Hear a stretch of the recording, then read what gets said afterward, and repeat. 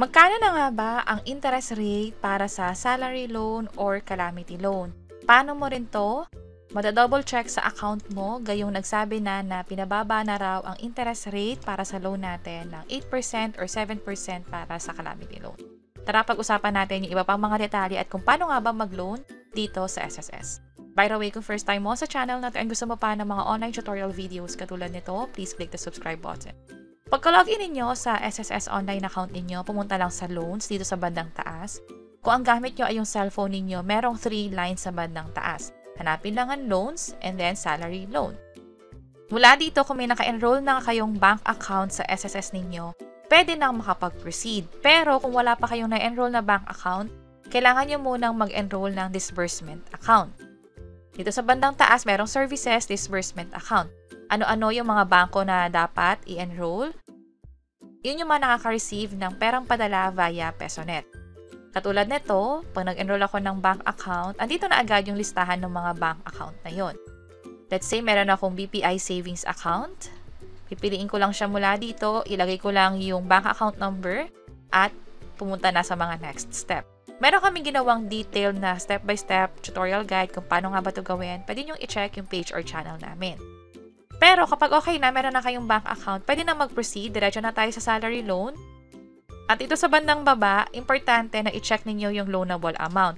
Ito kasi yung pwede ninyong makuha talaga sa SSS. Pwede nyong sagarin ng up to 40,000 pesos. Pero, let's say, ang kailangan nyo lang naman ay nasa 25,000 pesos. Pwede nyo rin siyang piliin dito. By the way, meron din nga palang tinatawag na eligibility requirements dito sa SSS. Ibig sabihin, depende sa naging contribution mo sa SSS, yun yung magiging loanable amount mo. 20,000 pesos ang pwedeng makuha kung sakaling nakaka-36 monthly contribution ka pa lang. Pero kung nagpa-72 contributions ka na sa SSS, pwedeng worth 2 months ng salary loan or 40,000 pesos. At malalaman nyo nga yan, depende na rin sa nakikita nyo sa part na to. Let's say, sagarin natin 40,000 pesos, click ko yung next. Dito na malalaman yung pinaka-interest rate talaga na makukuha ninyo. So, dito sa document na to, pwede nyong i-click itong download. At i-open lang natin yung file. Ito na siya. Andito yung detalye. Ito yung amount. Ito talaga yung pinaka-makukuha nyong take-home pay. Meron kasing advance na interest na binawas agad at service fee na 400 pesos. At sa pinakababa, andito yung interest rate na in-apply sa niloloan ninyo. So, let's say, kailangan nyo nang mag-loan at nasa 10% pa siya. Baka pwede nyong hintayin yung mag-a-apply na 8% na lang for salary loan and 7% just in case na merong calamity loan na applicable sa account ninyo o sa lugar ninyo.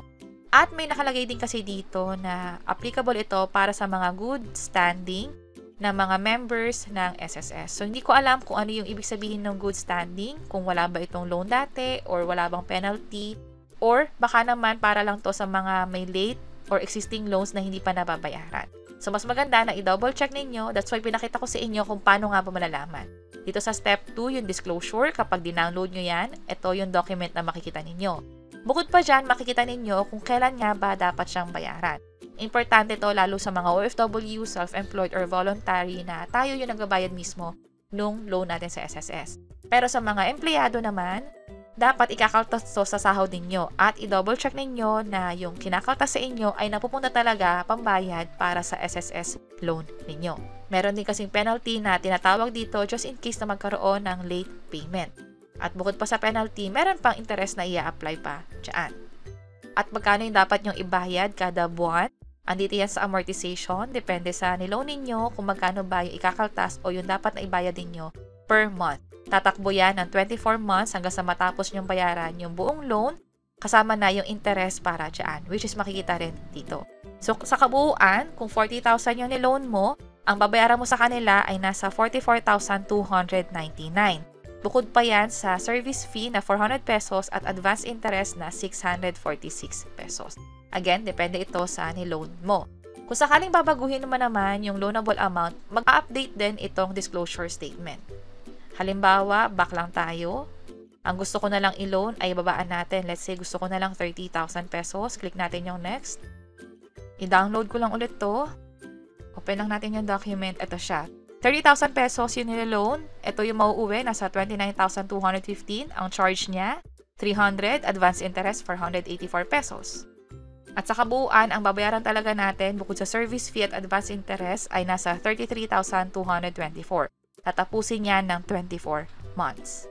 At again, andito yung interest na applicable para sa nilaloan ninyo. So, depende kung kailan nyo to ginagawa or kung kailan kayo naglo-loan talaga sa SSS, makikita ninyo kung magkano ba ina-apply na interest rate. Mas maganda kung mababa ito para nga naman hindi rin ganun kalaki yung kailangan nating bayaran na patong doon sa niloan natin sa SSS account natin.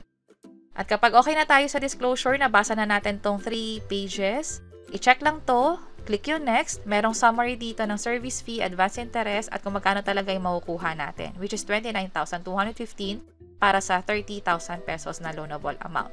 I-check natin to, at yung pera nga pala na ilo-loan natin dito ay ita-transfer na automatically doon sa bank account natin. Hindi na kasi nag-i-issue ng cheque ngayon ng SSS. Click natin tong submit.